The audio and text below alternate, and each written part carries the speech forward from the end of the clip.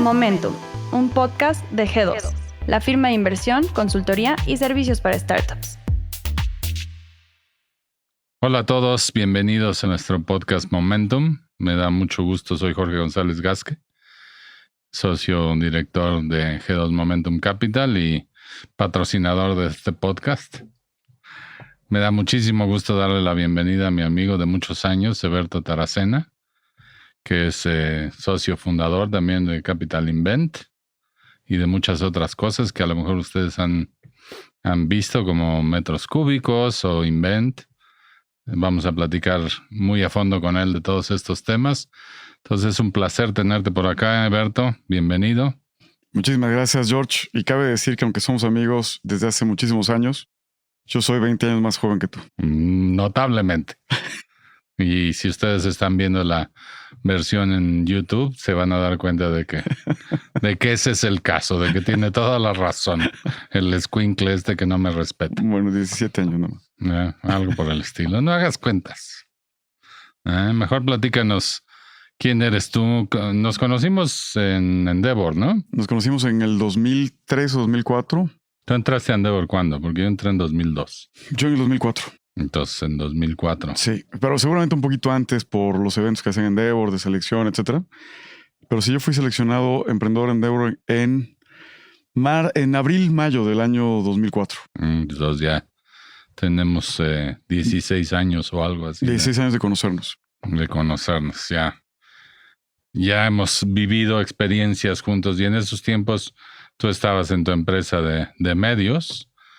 ¿Nació como empresa de medios, Metros Cúbicos? ¿O platícanos un poco de...? Digamos, tú me preguntabas quién soy y la verdad es que la respuesta es...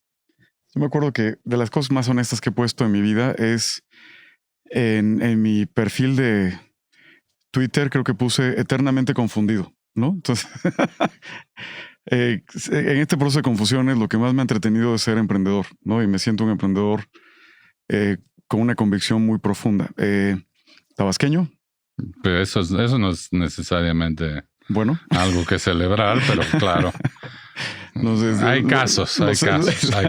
Lo celebro todos los días. Economista, emprendedor, padre de familia. Además hiciste una maestría en ciencias políticas. No, en políticas públicas. En políticas públicas. Pensando que me iba en Georgetown. No, en Harvard. En Harvard. Ibas para político todo el camino. Iba para político, pero afortunadamente... Político tabasqueño. Eso suena peligroso. Resuena, ¿no? ¿Y qué hicimos bien en el mundo para convertirte entonces en emprendedor? Pues mira, fueron accidentes afortunados. En el año 2000, junto con varios amigos, empezamos a trabajar la idea de un proyecto de tecnología vinculado al sector inmobiliario. Fue profundamente accidentado. O sea, no habían en esa época claridad del uso del Internet y las aplicaciones específicas del Internet. Tomamos como base algunas cosas que estaban sucediendo en Estados Unidos, en el sector, pero no entendíamos las implicaciones que el desarrollo del Internet va a tener en México. Entonces desarrollamos una empresa que se llamaba metroscúbicos.com, que con el tiempo fue muy exitosa, pero creo que fue exitosa en dos niveles en lo personal, ¿no? Uno, fue una empresa que creció mucho, que logró venderse de manera extraordinaria 7 años después de su fundación, con múltiplos muy relevantes para su época. Pero en lo personal fue un gran espacio de descubrimiento. O sea, muchos emprendedores, creo que después de ciertas rondas de aprendizaje como emprendedores, de haber hecho 1 o 2 o cierto número de empresas, dicen que emprender es descubrirte, ¿no? O sea, justo los procesos de emprendimiento están profundamente vinculados a procesos de autoconocimiento. Lo que te hace un buen gerente es que el emprendimiento logra hacer una especie de parto de tu conducción humana para ir entonces mejorando un poco tus capacidades e instrumentarlas dentro de tu negocio. Y eso creo que fue de las cosas que me pasó. O sea, el mundo de emprendimiento no sé si me gustó per se, pero me gustó porque me descubría y ese proceso de descubrimiento creo que me llevaba a ser un mejor gerente y ese mejor gerenciamiento me hacía, entre comillas, más exitoso, ¿no? Entonces, era un y el círculo proyecto virtuoso. Siempre fue... Según yo recuerdo, tu proyecto no originalmente había sido pensado como una plataforma de anuncios, ¿cierto? Publicitaria. No, iba a ser una gran base de datos inmobiliarias para cazar oportunidades inmobiliarias, en particular provenientes del Fobaproa. Ok. O sea, imagínate otra época, ¿no? O sea, totalmente. habían cientos de miles de inmuebles en manos de la banca que necesitaban recuperarse o trasladarse de manos. Y nuestro primer ejercicio era crear este gran espacio informativo para transparentar la administración de sus activos. Con el tiempo nos dimos cuenta que era casi imposible acceder de manera transparente a eso y terminamos creando un negocio muy complicado, profundamente complicado. Hoy, digamos, en esa época éramos un sitio de clasificados. Es que fueron muy antes de la época actual, donde ya hay toda una variedad de ese tipo de sitios, ¿no? Exacto. En esa época éramos un sitio de clasificados. Hoy seríamos un software as a service, porque creamos software basado en Internet y en la nube. Probablemente de los primeros ejercicios de software en la nube que hubieron en México en esa época. Éramos un ejercicio de AdTech, Advertising and Technology, porque hacíamos publicidad y vendíamos publicidad. Éramos una PropTech, porque estaba vinculado al sector de bienes raíces, y creábamos herramientas para desarrolladores y brokers, etc. Entonces, era un negocio muy complicado, ¿no? Que afortunadamente logró salir bien. Pues cazamos las oportunidades de la época, ¿no? Así es, y eso es algo que los que emprendimos hace mucho tiempo después descubrimos que lo que hicimos tenía un nombre cool, como eso de software as a service, ¿no? Sabíamos mucho menos acrónimos en esa época. Exacto. Hoy, súper interesante. Una de las cosas que pocos saben es que Metros Cúbicos fue también de las primeras startups que recibieron capital y que se fondearon con fondos de venture capital en México, ¿no? O sea, fueron relaciones un tanto, te diría, menos formalista que como es ahora, pero sí, o sea, se levantó capital. También en eso fuiste un poco precursor del ecosistema emprendedor mexicano. Recibimos inversiones en esa época de un fondo de media hecho por Televisa. Ok. De algunos family offices, de gente que estaba tanto vinculada en lo personal como su familia, y los fondos de un family office muy vinculados a esto. Y una serie de individuos. No era este modelo en donde habían 50 venture capital a los que recurrir, ¿no? Sí, ni hay mucha gente a quien pichar. Aquí hay mucha gente a picharle, ni siquiera, o sea, nuestro pitch era más una guía para nosotros que necesariamente un argumento para vender nuestro proyecto, ¿no? Y así fue saliendo, digamos, de manera orgánica, pero sí creo que con la voluntad de ciertos inversionistas de distinto nivel que ayudaron a sembrar la semilla de esto, ¿no? Para bien y para mal, porque también, si bien tuvimos la fortuna de contarlos con los recursos correctos en esa época, el nivel de asesoramiento que yo como emprendedor tenía en esa época acerca de esto era nulo. O sea, no había ni a quién preguntarle. ¿A quién le preguntabas? ¿No? Totalmente. Si estabas negociando bien, si el stock option era correcto. Y en general no podrías decir que negociaste súper bien, ¿o sí? No. En retrospectiva, creo que pudo haber sido mejor. Okay. Siempre hay un mejor escenario y siempre hay uno peor, ¿no? Fue lo que fue. Exacto. Vamos a dejarlo en eso. Y no estuvo tan mal tampoco. No, bastante bien. Se vendió muy bien. ¿Se vendió a Televisa originalmente o a Expansión? Se vendió a Time Inc., a Time, que ya había adquirido en esa época Grupo Editorial Expansión. Ok, perfecto. Y eso nos fusionó a Grupo Editorial Expansión, manteniendo muchísima autonomía del proyecto. Y el proyecto yo lo abandoné 2 años después de haberlo ya no te tocó la venta, porque Expansión, o sea, Time lo volvió a vender, ¿no? Time lo volvió a vender a Mercado Libre. Ahora es de Mercado Libre, de hecho. Exacto. Y ya no me responsabilizo del caos que han hecho. Ya ni lo reconoces, ¿no? Ya ni lo reconozco.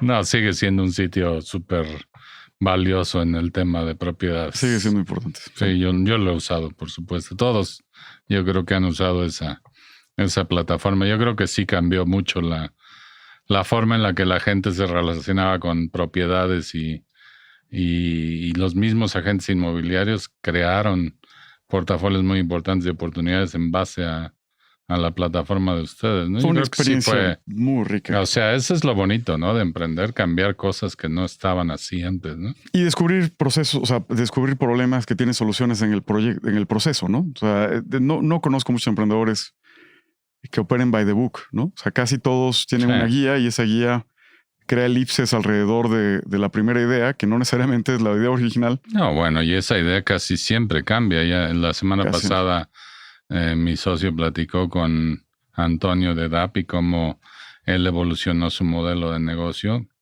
Todos los modelos de negocio evolucionan. Bueno, YouTube iba a ser un sitio de dating online con video y pues nada que ver, ¿no? Sí.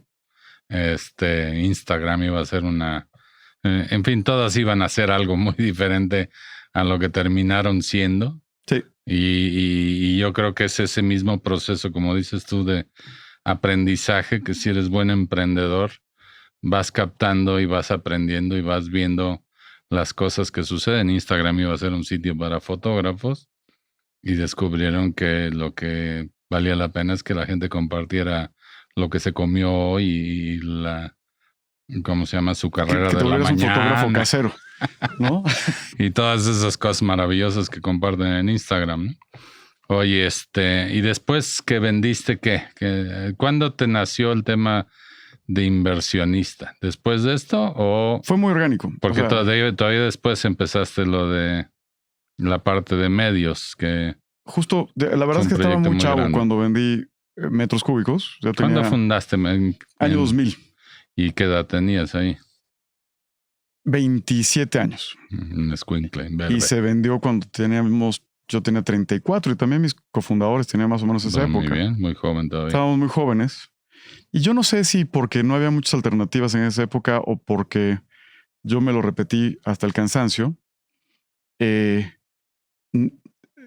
Todavía tenía la edad como para empezar algo desde cero, ¿no? O me sentía que tenía el espíritu y quería demostrarme a mí mismo que podía volver a empezar algo desde cero.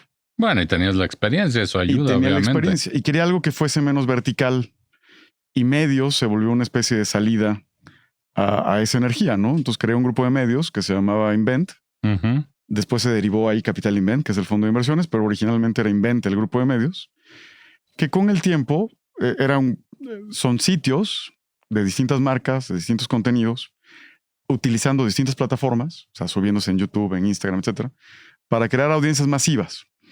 Con el tiempo, eso se derivó en imagen digital. Y hoy, Invent, como grupo de medios, es el brazo de las propiedades digitales de todo grupo imagen, ¿no? Y fue una experiencia extraordinaria. Eso también me llevó a ser, como parte de este proceso, director general del lanzamiento de la tercera cadena de televisión. Imagen Televisión. Sí, tus tiempos de godines. Exacto. Que me ponía traje. Sí, traje y corbata. Pues yo me parecía más... Te veías bien, pero... Parecía más James Bond que godín. Nada que ver. Ni hablar. Pero era padre esa parte de los medios. O sea, yo me acuerdo cuando me hiciste la primera presentación así entre amigos de lo que era tu plataforma. Yo decía, ¿y de qué va a vivir esto? ¿Cómo? ¿Por qué? Fue muy interesante. Bueno, o sea, en esos tiempos, yo creo que eres antes del Huffington Post, antes de muchas cosas, sí, ¿no? Mucho antes. O sea, sí. Ahorita que haya una plataforma, por ejemplo, Vice, ¿no? Es una plataforma de medios que vale miles de millones de dólares, ¿no? En esos tiempos no había nada de eso. Había, y justo la idea era construir redes de contenidos alrededor para masificar audiencias. Y creía que esa era la manera de destronar a los medios tradicionales. O sea, siempre he pensado que como emprendedor uno a veces emprende como por protesta. Es decir, o sea, odio esto. ¿No? Odias a los incumbents y tratas de echarles a perder la fiesta. Exactamente. O sea, odias algo del proceso, no necesariamente el incumbent como persona física o moral, pero odias lo que le pasa a algún sector, ¿no? A la salud, a los medios, a la educación, a las finanzas, etcétera. Y esa molestia profunda crea una especie de protesta. Entonces, si tú la exteriorizas, dices, esto es una basura, debería ser así. Y entonces haces algo. Y entonces haces algo. O sea, entonces el emprendimiento es una protesta. Una manera de entender el emprendimiento, una de muchas, ¿no? Es entenderlo como una especie de protesta a las condiciones del status quo. Y tu chamba como emprendedor... Eso es muy buen concepto. Es romper el status quo con ideas que justo rompan esa molestia. En esa época, cuando intenté crear esta red de medios, era pensando que el mundo de los medios tradicionales de México no me gustaban y que tarde o temprano la tecnología de alguna manera los iba a desequilibrar, ¿no? Y eso iba a juntar un montón de proyectos, talentos, procesos, etcétera, ¿no? Que con el tiempo se fueron juntando. Pero sí, o sea, muy divertido. Y el espacio de medios fue muy divertido. Justo te comentaba hace un momento, afortunadamente Grupo Imagen, ¿no? Ya me adoptó y compró Invent o Imagen Digital, el resto de las acciones de Imagen Digital, y sigo estando muy vinculado. Esa salida es reciente, ¿no es cierto? Es reciente. Muchas felicidades sigo muy vinculado, por la venta. Gracias. Pero sigo muy vinculado con Imagen, son amigos míos. Y crearon propiedades muy interesantes ahí, ¿no? Muy interesantes. Estaba Actitud FEM, Salud 180. FEM ha tenido mucho éxito. Actitud FEM ha tenido un éxito extraordinario en ciertos sectores, etcétera, ¿no? Cocina delirante. Son sitios muy de ciertos demographics, de cierto tipo de... Así es. Que les, digamos, les das contenido justo por eso, ¿no? Y con el tiempo... digamos, ahora es algo muy fácil de ver, pero hay que entender la dinámica hace... ¿Cuánto fue? 10 años. Hace 10 años, nada de esto había, ¿no? No había nada de eso y después... Probablemente el espacio de medios es el más competido que existe, ¿no? O de los más competidos que existen. Y con barreras de entrada tremendas. Ahora ya no tanto por el internet, pero en su tiempo pues eran concesiones de medios, ¿no? Y aunque no parezca que hoy existen barreras de entrada, las plataformas, administrar una plataforma como YouTube o Facebook o Instagram, tiene su especie de barrera de entrada. A ver, todo el mundo puede estar, pero operarla bien en contra incluso a veces de los intereses de la propia plataforma, pues tiene mucha complejidad. Entonces, bueno, pero sí fue un espacio muy, muy interesante. Y entonces entraste que ya en algún momento decidiste convertirte en inversionista de una manera muy orgánica al principio, pero le diste forma con un vehículo, Capital Invent. Así es. O sea, dos socios y yo. Hanna Volvinic, Tono, que ya no está con nosotros, pero Hanna y yo platicamos el desarrollo de este fondo porque constantemente se me acercaban empresas buscando una mentoría o buscando un inversionista ángel. Empecé a participar en algunas. Mi vida se empezó a desordenar masivamente entre jugar al emprendedor y jugar al inversionista, o trabajar como emprendedor y trabajar como inversionista más que jugar. Y decidí construir un vehículo en el año de 2000. Operativamente empezamos a fusionar en el año 2016. Ok. O sea, empezamos un poquito antes, pero tuvimos muchos conflictos en el entendimiento de la operación. O sea, muchos de los fideicomisos, de los fiduciarios, entes fiduciarios no entendían muy bien cómo operar estas cosas. Entonces tenías que estar transitando de ente fiduciario a ente fiduciario buscando la operación óptima de lo que hacías. Y sí, empezamos a invertir de manera ya más formal a partir del año 2015-2016. Pero, por ejemplo, en Cubo, donde somos socios, tanto Eberto como yo, para la audiencia, invertimos en las etapas muy tempranas de Cubo Financiero. Ya vamos a tener pronto por aquí en este micrófono a Vicente Fenol para que nos platique de esas épocas. ¿Ya estabas armado como fondo? No, ¿o era inversionista ángel. Allí fuiste ángel también. Y después esas cosas las terminé heredando al propio fondo, ¿no? Me como pasó sistema, exactamente. O sea, para administrarlo mejor, ¿no? Pero sí, empecé como ángel y después lo trasladas a una estructura más formal, ¿no? Que le permite crear, primero, pues tener socios que te ayuden con la vigilancia, el monitoreo y el deal flow. Y eso para mí me permitía de alguna manera seguir maniobrando mi camino como emprendedor o como godín en algún momento. Y por el otro lado, empezar a ver y acercarme al mundo de las inversiones de manera ya más estructurada. ¿Que ahora es lo que ocupa tu tiempo de manera total o? De manera 90% de mi tiempo. Bueno, menos tus aficiones y otras Sí. cosas. Sí. Ahora, en ese fondo has hecho cosas muy interesantes, te ha ido bien, yo diría. He sido un observador porque pues, somos inversionistas juntos en Cubo, también somos socios en Parque Móvil, otra que en donde tú invertiste. Pero también hiciste inversiones que a mí me dieron un poco de envidia, me parecían muy buenas, como Gaia. Gaia me parece una joya. Es buenísimo. También hiciste muy buenas inversiones como DBF, también me gusta Collective Academy. De hecho, algunos de mi gente de G2 le he mandado a Collective a que perfeccione sus conocimientos. Yo creo que es una gran idea todo el tema de Collective. Y siendo un actor ya relevante en fondos y habiendo hecho estas inversiones, ¿cómo ves el futuro? ¿Cómo ves el ecosistema primero de VC en México? ¿Piensas que ha madurado desde tus inicios? ¿Piensas que ahora está más sólido, más estructurado? ¿O qué le falta para ser un ecosistema mucho más maduro y robusto?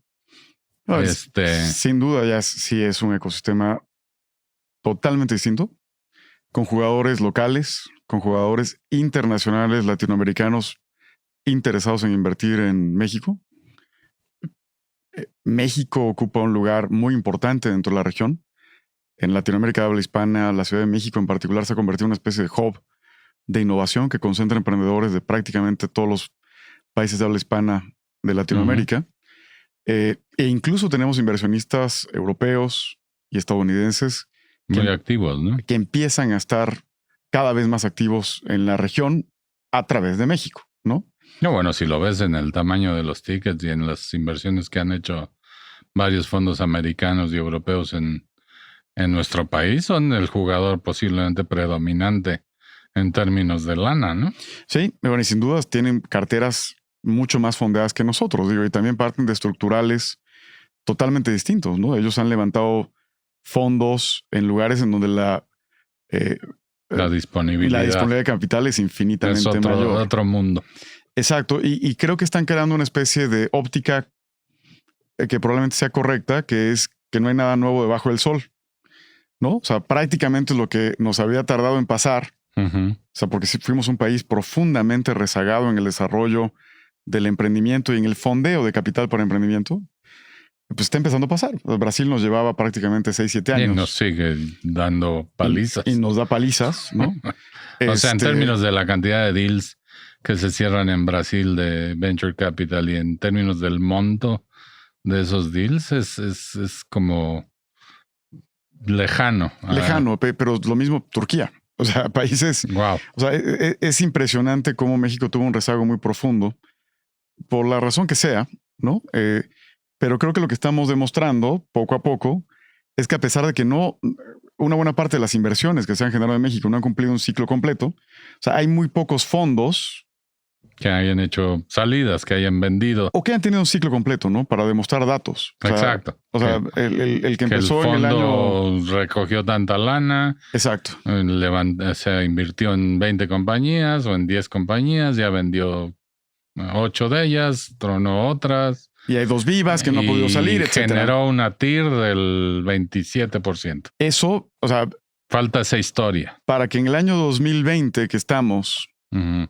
se hubiesen cumplido 10 años de la vida de un fondo, significa que el fondo debe haber sido creado en el año 2012, perdón. En esa época todavía ni habían fondos. O sea, era... Sí, sí. Entonces el camino todavía ha sido extraordinario, pero hay mucho más que demostrar. Insisto, sin demostrar nada nuevo debajo del sol. O sea, lo que se está demostrando es que cuando existe capital, el talento brota, ¿no? O sea, aquí sí no hay un dilema huevo-gallina, ¿eh? O sea, tan pronto empezaron a haber pequeños fondos de capital semilla a partir de los eventos del INADEM del año 2014, 2015. Exacto, sí.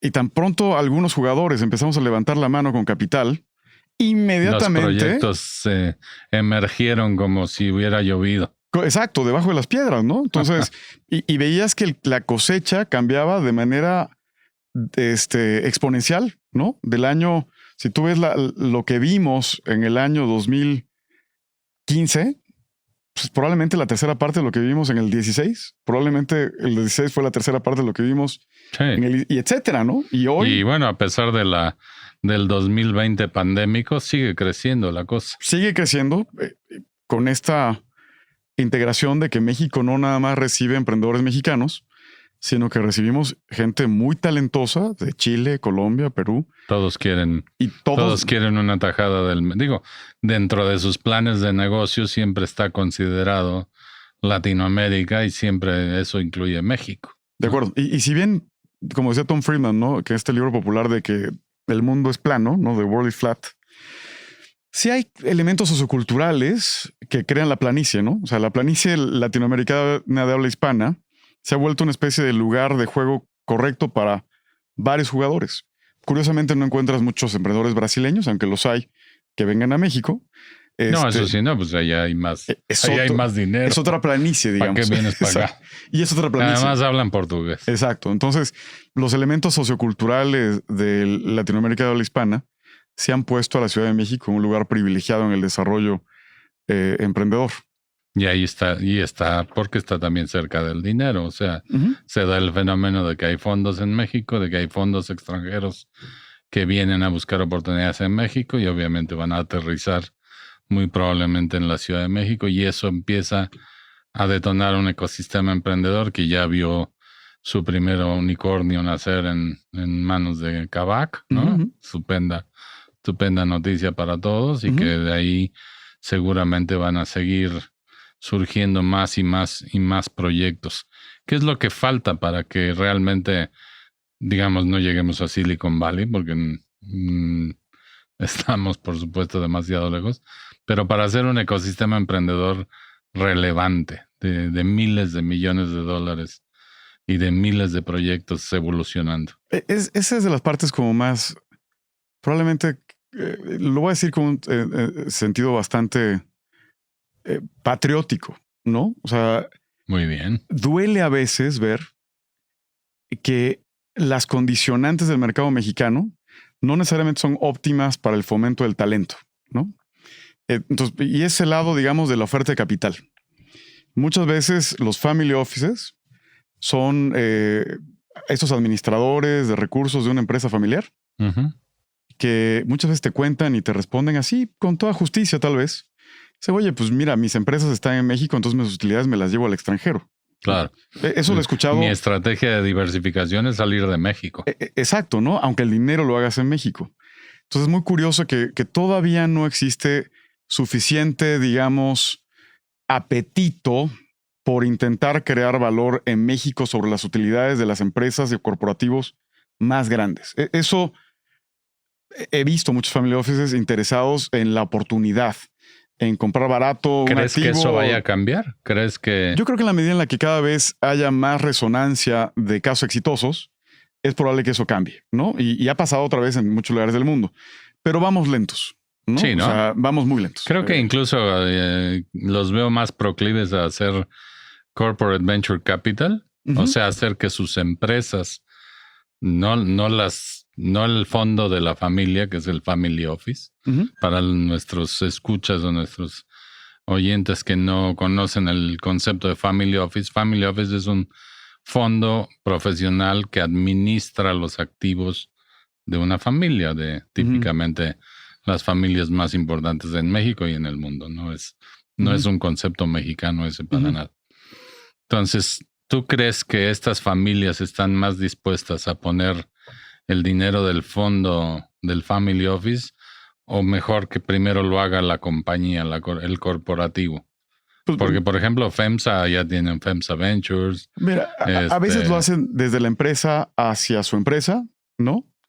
A veces lo hacen a través de una subsidiaria en el extranjero, es decir, buscan un fondo que represente intereses latinoamericanos basado en Miami, ¿no? O sea, que invierta en propiedades en Estados Unidos, pero fondeado tal vez por family offices regionales que no necesariamente tienen acceso a los grandes fondos de Estados Unidos, ¿no?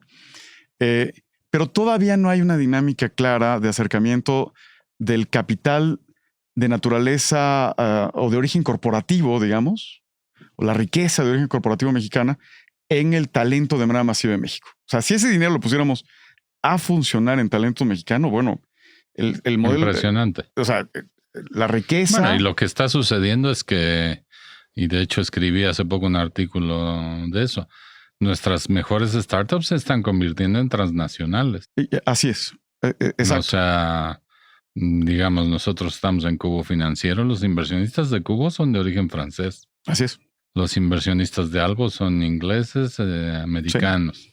Los inversionistas, ¿quién invirtió en Gaia? Seguramente también extranjeros. Rise Capital, que son extranjeros, y también hay fondos de franceses, ¿no? Y entonces, el IDB, que es también, digamos, tiene el base, IDB, que es el Banco Interamericano muchos más, no son los únicos, ¿no? Entonces sí, creo que es más probable. O sea, llama la atención como un fondo francés puede identificar la oportunidad de la inversión en una fintech mexicana como es Cubo, puede confiar en el talento mexicano como el equipo de Cubo, que es sin duda un gran equipo.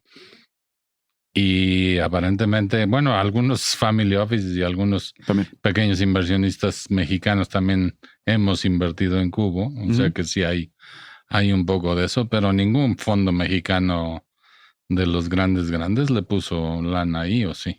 Pues, bueno, la gente de Alta, ¿no? Sí, o sea, sí hubieron algunos fondos de venture capital mexicanos, pero digamos, sí se enriqueció. O sea, pero el problema no es que una vez que ese dinero está administrado por fondos locales, se invierta en talento, ¿no?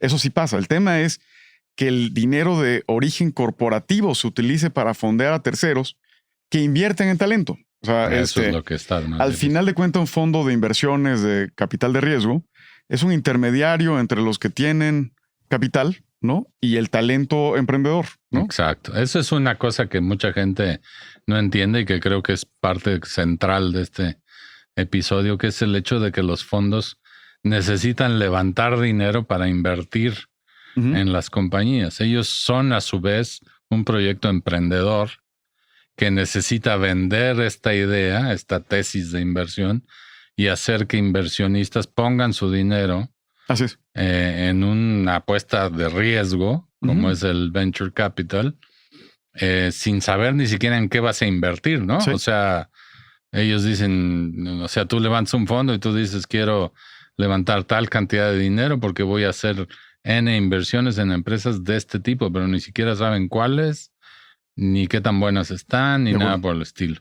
Eso es algo difícil de vender. Totalmente. Pero tú lo que vendes ahí es como tu trayectoria, tu experiencia, y la oportunidad. Yo lo sé hacer, ¿no? Y la oportunidad, porque o sea, insisto, no hay nada nuevo debajo del sol. O sea, el hecho de que naciera un unicornio es un tema bastante, o sea, a ver, me alegra mucho por la industria, me alegra mucho por los emprendedores, pero era previsible. O sea, iba a pasar. No, sí, no claro. Somos una anomalía, cabrón. O sea, no somos una anomalía y no nada más eso. A ver, pues hagamos apuestas cuántos más vienen en los próximos 24 meses, ¿no? Y probablemente no erremos. Entonces, van a ser varias, seguramente. Ojalá y así sea, ¿no? Pero no hay nada debajo del sol. México no es una anomalía en términos de talento. Una vez que el talento tiene cierto acceso a capital, termina dado esta flexibilidad del mundo digital y tecnológico, empieza a tener empresas que se desarrollan de una manera exponencial como nunca antes se habían desarrollado en términos de tiempo y rapidez. Ahora, esa lógica probablemente nos lleve a empresas, como bien mencionabas, donde los jugadores que invierten capital no nada más sean locales, también van a ser extranjeros, donde las salidas no nada más van a ser locales, probablemente empiecen a suceder que algunos de estos unicornios terminen siendo subsidiarias de otras compañías americanas o francesas o, exacto, ¿no? O chinas. O también, que sus salidas se den en una bolsa en Nasdaq tal vez y no necesariamente en la bolsa mexicana, ¿no? Entonces, el talento, una vez que tiene capital, se escurre, ¿no? Y encuentra los huecos para maximizar valor, ¿no? Es muy líquido en encontrar estos subterfugios, ¿no? Para ir creando más valor y desarrollando más valor, ¿no? De acuerdo. Y esa es una dinámica que nos falta. Ahora, México sí está verde, o sea, y es muy triste que a los elementos que podrían enriquecer el ecosistema, como inversionistas, afores, family offices, más activos poniendo su capital a desarrollo de talento, pues eso no pasa, al menos no de manera masiva. Y las salidas de capital, pues todavía son algo que tenemos que resolver a nivel local, ¿no? O sea, es decir, la bolsa mexicana todavía no representa necesariamente, con justa razón, para los emprendedores una oportunidad clara. No, nada que ver. Entonces, las grandes salidas en Estados Unidos, las que realmente crean los múltiplos estilos Silicon Valley, suceden en la bolsa de valores, ¿no? Sí, en Nasdaq principalmente. En Nasdaq, y eso en México, pues todavía nos falta jugar con el diseño institucional del mercado de capitales de una manera mucho más clara. La economía mexicana, yo creo que en ese sentido, ¿qué dirías? ¿Que está estancada en los 80s? Porque mira, si tú tomas dos ejemplos, la Bolsa Mexicana de Valores y las 500 de expansión, ¿qué ves?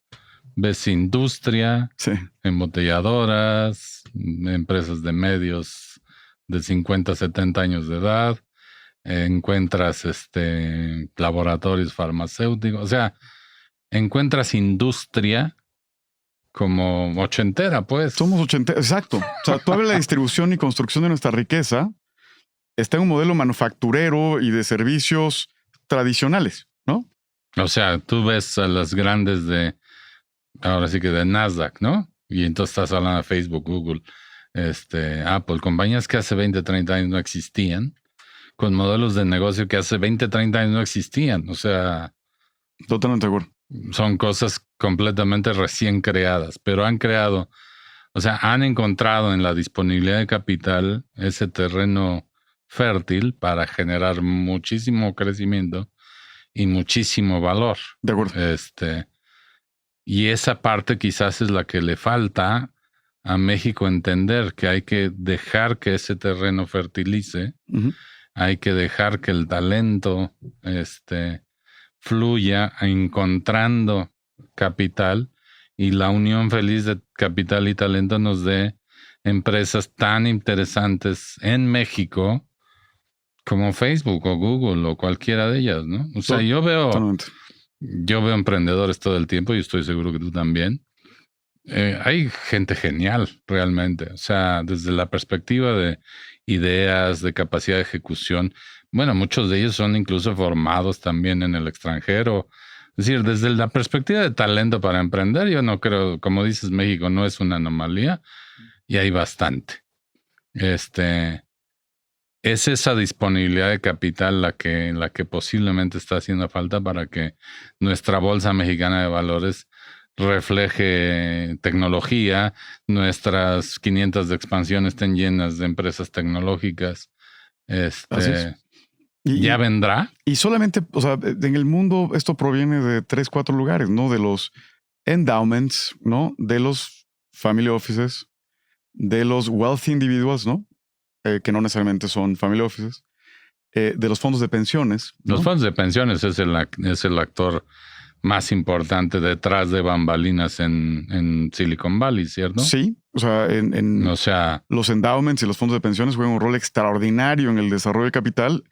Hay fondos, por ejemplo, el endowment de Yale, de la Universidad de Yale, tiene esta fama de haber innovado en el ejercicio de acceso al venture capital con retornos fuera de serie. Espectaculares. ¿No? Por ejemplo, un CalPERS o sea, los fondos de retiro de personal que hay en Estados Unidos, hay en cada estado, no se pueden dar el lujo de no estar en venture capital. Así es. ¿Cierto? Y en Brasil está pasando un poco lo mismo. Y en México vamos todavía muy lentos. En México eso. Tenemos 19, o es el número, no recuerdo bien. Sí, 19 Afores. No todas tienen una estrategia de venture capital. Esperamos que con el tiempo. La mayoría no tienen una estrategia. Creo que han tenido estrategia de venture capital 3 o 4, ¿no? Y todavía de manera muy tímida y de manera no sistemática. No lo hacen un año, no lo vuelven a hacer hasta quién sabe cuánto tiempo. Entonces, eso es un tema en donde la oportunidad ahí está. Con el tiempo se van a dar cuenta los administradores de fondos de pensiones mexicanos que hay una oportunidad que crea valor gigantesco, ¿no? O sea, nació un unicornio. Ya habían nacido antes empresas muy grandes. Sí, por supuesto. Y vienen los próximos, en la medida en la que esa oportunidad sea tan evidente que no van a poder dejarla pasar. No se puede dejar pasar. O sea, yo no me imagino al administrador de CalPERS no tomándole la llamada a Sequoia, ¿no? ¿No? O sea, no se podría dar ese lujo. Y lo curioso es que, como dices tú, el acceso a Sequoia empieza a ser tan escaso que ya ahora Sequoia es el que no te toma la llamada a ti. Sequoia es el que no te toma la llamada a ti. Entonces tienen que empezar a haber jugadores en donde puedas depositar el capital que te ayuda a tomar las oportunidades, ¿no? Y es un proceso. Insisto, me hubiera encantado que el talento tuviese esta capacidad y estos resortes para exponenciarse más rápido, pero de todas maneras está pasando, ¿no? O sea, como decía Galileo, pero se mueve, ¿no? Sin embargo, se mueve. Sin embargo, se mueve. Y esos resultados tarde o temprano van a saltar a la luz. Y cuando Capital Invent haga su cuenta de su fondo 1, una vez que haya vendido Gaia y Parque Móvil y todas estas, va a ser una cuenta extraordinariamente buena. Pues ojalá y sí. Y yo creo que sí. Digo, la verdad es que hemos sido muy afortunados. Como platicábamos hace un rato, ¿no? Es una mezcla un poco a veces de suerte, de tiempo, ¿no? De estar en el lugar correcto, en el momento correcto y el clic correcto. para construir portafolios de gente talentosa, en donde una parte de ese portafolio sabes que va a morir y hay otra parte de ese portafolio que afortunadamente puede multiplicar su tamaño por 10 o 20 veces, ¿no? En esa lógica tenemos que acostumbrarnos a estos elementos de asimilación de riesgo que nos permitan entender que innovar... ¿Y a ti te gusta el riesgo? Ya hemos visto que no te gusta, por ejemplo, el pocarito y las apuestas y ese tipo de cosas. Mira, me gustan los riesgos regulados. O sea, no sé si te acuerdas que cuando platicábamos en Endeavor de qué es un emprendedor, muchas personas podrían pensar de origen que es un individuo amante al riesgo. Y no es cierto. No es cierto, ¿no? O sea, un emprendedor termina siendo un individuo que contempla riesgos, hace mapas de riesgo e intenta tomar la opción más probable que te salga, ¿no? Sí, aunque sabe que corre un riesgo muy grande de que todo salga mal, ¿no? Exacto. Pero Venture Capital tiene eso. A mí me fascina por el tema de que es un poco como juego de azar. Uh-huh. Porque en Venture Capital más o menos la máxima es que vas a invertir en 10. De esas 10, una va a ser rockstar. Uh-huh. Y esa es la que vas a presumirle a todos, ¿no? Y vas a darte los retornos más importantes. 2 o 3 van a ser importantes y van a salir muy bonitas en tu página web. Otras 3 van a ser low performers, o sea, ahí recuperarás tu lana, posiblemente harás un 2X en varios años, que equivale a un retorno como casi bancario, ¿no? Uh-huh. Y 2 o 3 o 4 o 5 se las va a cargar el payaso sin misericordia. Entonces, de alguna manera se parece un poco a los juegos de azar. Tú le pones a la ruleta y sabes que es más fácil que te salga negro o rojo a que te salga un seco al 8, ¿no? Es una realidad es probablemente la única realidad sostenible de la industria. Uh-huh. Es la que acabas de mencionar, ¿no? O sea, que no importa lo que pase, no importa el tiempo que pase, un portafolio está compuesto por más fracasos que por éxitos. Absolutamente. Entonces, nada más hay que estar activo para trabajar el éxito, ¿no? Exacto. Y en ese sentido, el éxito paga los fracasos. Eso es lo que hace maravillosa la industria de Venture Capital, que puedes tomar riesgos, que puedes apostar por emprendedores que están buscando sacarla del estadio, que alguno lo logrará, uh-huh. Y con ese alguno ya la hiciste, uh-huh. Y seguirás levantando fondos. Sin embargo, no es fácil el tema de levantar fondos en México. Vamos dando un poco el cierre a esta edición. ¿A ti te ha resultado complicado levantar capital en México? A todos nos ha resultado complicado. A mí como inversionista... O sea, no te estoy individualizando a ti. Sí. Yo creo que de eso somos víctimas todo. Levantar capital para fondos de Venture Capital en México es bien complicado. Y es un proceso... Tú tienes una súper buena trayectoria de emprendedor. Tienes formación y talento. Tienes muy bonito vocabulario, como ya nuestros oyentes se enteraron, ¿no? No dije groserías hoy. No, eso me extraña mucho, pero bueno, ya saldrán. Pero no mames, ahorita sí igual. Tienes un track record de dice, yo invertí en Gaia, yo invertí en DBF, yo invertí en Collective, yo invertí en todas estas. Van bien, mi portafolio se ha venido revaluando. Tengo tengo buen ojo, por decirlo de alguna manera. Y aún así, no es como si te vinieran a tocar la puerta como a Sequoia. O sea, not even close. Not even close. Entonces, ¿qué falta para que te estén tocando la puerta a ti como a Sequoia, como a Axel, como a Foundation, como a todos estos fondos tan importantes americanos? Ojalá sea tiempo. No tengo la respuesta correcta, pero ojalá sea tiempo. O sea, creo que todos estos fondos se construyeron a lo largo del tiempo, pasando a veces sinsabores, a veces no necesariamente con el tiempo que esperabas que surgieran las cosas. No necesariamente todo maduraba cuando uno quería. Y de repente las cosas empiezan a emerger y ya no te das ni cuenta la naturaleza del fenómeno de la emergencia, ¿no? Entonces yo espero que en algún momento el capital se dé cuenta que hay que estar en venture. Que hay que estar, ¿no? O sea, si queremos, por 2 razones, ¿eh? Hay una razón probablemente profundamente utilitaria, ¿no? Hay retornos muy interesantes, ¿no? O sea, un buen fondo de venture capital dependiendo de la etapa en la que trabaje, puedes obtener retornos de 4, 5, 7 veces el capital invertido. La segunda razón es porque es profundamente divertido. Hay mucho que aprender, ¿no? De estas nuevas tendencias, nuevas tecnologías. Esas son las dos grandes. Tienes un impacto además impresionante. Esa es la tercera. O sea, creo que hermoso, la tercera, ¿no? es que el impacto que resolviendo la protesta terminas creando un gran valor social que se vuelve una transmisión de la protesta para crear un cambio absoluto que cambia las sociedades de manera dinámica a través de la construcción de valor. Y que nunca vuelven a ser iguales, ¿no? Nunca vuelven a ser iguales. Y eso es maravilloso. O sea, tú hoy ves cómo la gente busca y compra propiedades y dices, yo algo tuve que ver con que eso fuera más sencillo que en la época del aviso oportuno o de dependencia absoluta del corredor inmobiliario, ¿no? Hoy en día algunas de las empresas en donde tú estás invirtiendo, Cubo, por ejemplo, es un buen ejemplo de acceso a crédito,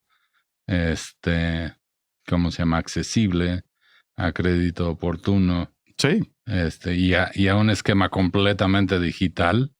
O sea, se siente padre. Ahora, claro, Bancomer y todos los bancos están tratando de moverse al espacio digital que Cubo lleva años ocupando y no se les da nada fácil, ¿eh? No, nada. Y lo curioso es que aparte es destrucción creativa, ¿no? Porque a la empresa a lo mejor que le fue bien, si no sigue innovando dentro de 20 años... Sí, va a ser otra vez el incumbent. Va a ser otra vez el incumbent y va a ser suplantada por alguien que sí hizo algo, ¿no? O sea, y contamos los ejemplos de Microsoft, Google, etcétera, pero se nos olvida los de Yahoo o los de Netscape, ¿no? O sea, que tuvieron todas estas destrucciones que han éxito. habido han sido interesantes y, como decías, el impacto es extraordinario, ¿no? Pues ojalá que realmente si logramos que un solo family office, un solo wealthy individual diga, tengo que mirar hacia venture capital como una estrategia de inversión, yo creo que logramos algo muy valioso para que con el tiempo efectivamente tengamos un ecosistema emprendedor a la altura de lo que este país necesita y merece. Y merece. Porque es un país genial, con talento genial, con recursos geniales. Y realmente la disponibilidad de capital es súper importante para que ese talento encuentre el crecimiento que necesita. Yo te agradezco muchísimo este tiempo que nos has dedicado. Ha sido una plática súper interesante, como siempre contigo. Hay que irnos a cenar ya después del COVID, porque creo que la última fue en tu casa, así es que te la debo yo. Pero hay que hacerlo. Yo creo que es genial platicar contigo de esto porque estamos en la infancia del ecosistema emprendedor y hay tantas cosas por hacer que es emocionante. De acuerdo. Muchísimas gracias, Jorge, por la invitación y vienen buenas noticias, ¿no? Qué bueno. Muchas gracias. Gracias, George. Gracias a todos y un gusto estar con ustedes. Innovación. Innovación. Visión. Visión. Expertise. Expertise. Momentum. Momentum.